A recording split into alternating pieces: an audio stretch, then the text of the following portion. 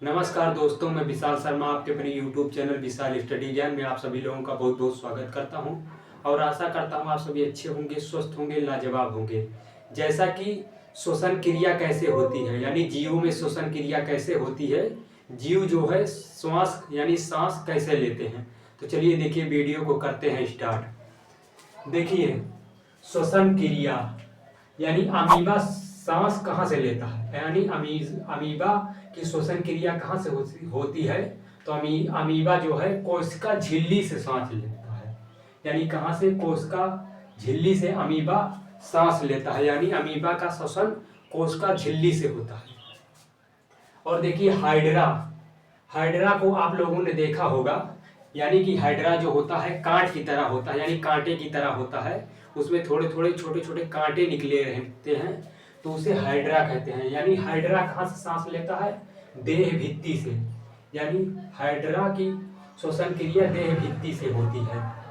और देखिए केचुआ, यानी केचुआ जो होता है, देखिए केचुआ कहाँ से सांस लेता है। केचुआ ज्यादातर आप लोगों ने देखा होगा, केचुआ होता है जो यानी कि सांस कहाँ से लेता है। तो केचुआ जो है नम त्वचा होती है, केचुआ की श्वसन क्रिया नम त्वचा होती है, यानी नम त्वचा से अपने त्वचा मतलब होता है शरीर, यानी कि अपने शरीर से सांस लेता है केचुआ।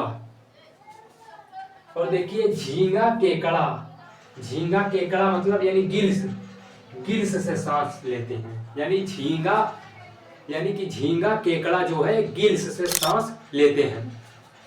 और देखिए मक्खी खटमल, देखिए मक्खी खटमल कहाँ से सांस लेते हैं। तो मक्खी और खटमल जो है ट्रेकिया से सांस लेते हैं, यानी ट्रेकिया से।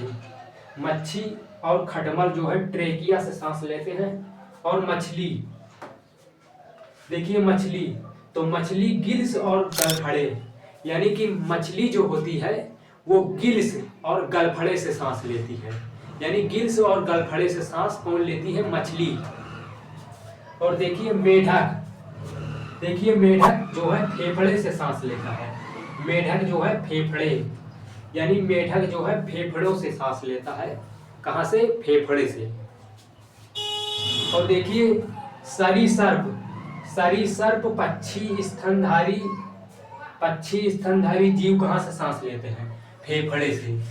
जैसे स्तनधारी का मतलब होता है, यानी कि सरीसर्प का मतलब होता है यानी कि सांप, सरीसर्प का मतलब होता है सांप, और पक्षी आप लोग जानते ही हैं। और स्तनधारी मतलब यानी कि मनुष्य कहाँ से सांस लेते हैं, तो जो है फेफड़े से, यानी मनुष्य जो है फेफड़ों से सांस लेते हैं। और पक्षी और जो है सरीसर्प यानी सांप। अब देखिए खनखजूरा कहाँ से सांस लेता है। तो खनखजूरा जो है सांस लेता है कहाँ से, तो खनखजूरा सांस लेता है ट्रेकिया से, यानी ट्रेकिया से खनखजूरा सांस लेता है। देखिए एक 24 घंटे में एक मनुष्य जो है 24 घंटे में 1.5 लीटर यानी कि मूत्र त्यागता है। तो देखिए इंपॉर्टेंट क्वेश्चन है, यानी कि इम्पोर्टेंट, यानी कि एक मनुष्य, यानी कि सामान्य मनुष्य